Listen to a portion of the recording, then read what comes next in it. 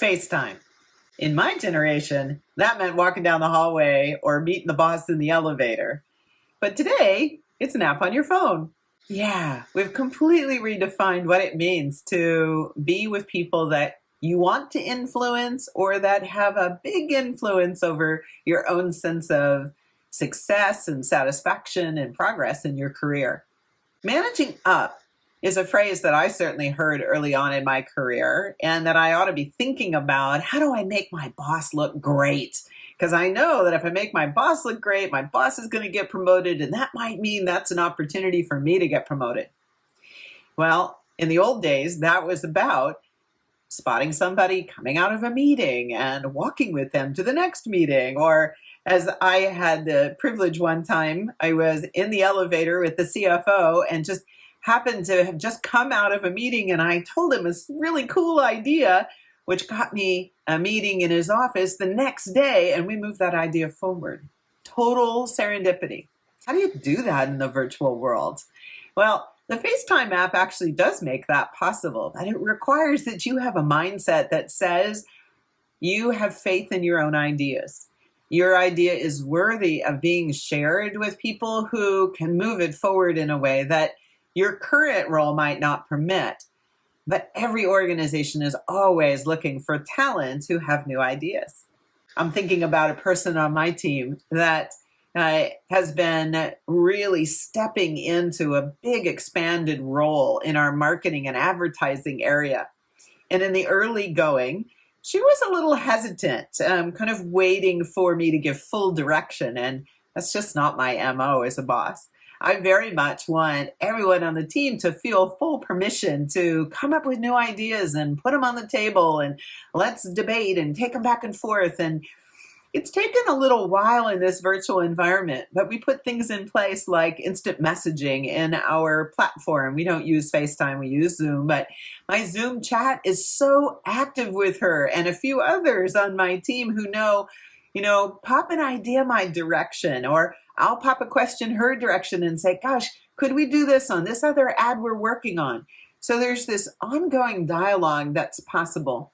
That things like texting and instant messaging and FaceTime and Chime and Google Meetup, we have resources now, but they aren't going to do us any good if you don't have a mindset that says, I have faith in my ideas and I have something worthy of sharing with others that could improve something that we're working on, or maybe it's a new idea that you think we ought to go to market with. Waiting for somebody to ask you what you think is actually going to perpetuate your worst nightmare. I know, I've been there, waiting for somebody to recognize that I had something to contribute and I had a really good idea for a new business to go into. And somewhere in my career, I finally realized if I didn't share it, they wouldn't have any idea it even existed. That's even more true now because we are operating so separately in a hybrid workplace. So there's two sides to this coin. There's a leader's responsibility to invite opportunities for people to share their thinking because they don't happen quite so spontaneously. So if you're thinking about how you're going to run your staff meetings next year or what you're going to do to kick off projects, you're going to want to think about, as a leader, more space to give people room to speak about what they're thinking, seeing, experiencing, intuiting. We used to say, what'd you do over the holidays? And we kind of paid lip service to everybody kind of checking in about being with their family. What if this year you asked the question slightly differently? As you had time with your family to restore and to celebrate, what new creativity has come to the surface for you that you want to launch 2022 with? It's a different kind of question that basically says, I genuinely care about what you think and how that's going to shape the work we're going to do together in the year ahead. That's creativity you cannot schedule. You must make the space and be genuinely available to hear it. Now, mind you, unless you do that thing you want from all the people on your team, and I'm speaking to all those team members now, they don't actually know how to get their idea out and up into the airwaves, particularly in front of you as the boss. but of course, with your peers and being able to come together into team. So remember, they don't know how and they don't know if there's an invitation. So employees, here's your idea. Ask the boss, could we just have a meeting before we start talking about annual goals where we all go around and share what are we excited about for 2022, where we have an opportunity to get to know each other and really bond as a team and start to discover what are strengths and capabilities that we don't know about each other. Some of this has been going on in 2021 as we've realized that there is no return to normal. We must learn to navigate the hybrid workplace, which means strengthening our relationships.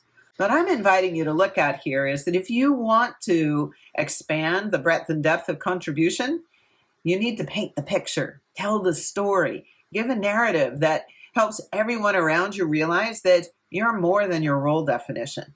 One of the ideas on the outer edges here that you might call up on Facetime and have a conversation with somebody in another department and say, I was thinking about this thing and I think you're part of this process. And is there something we could create together?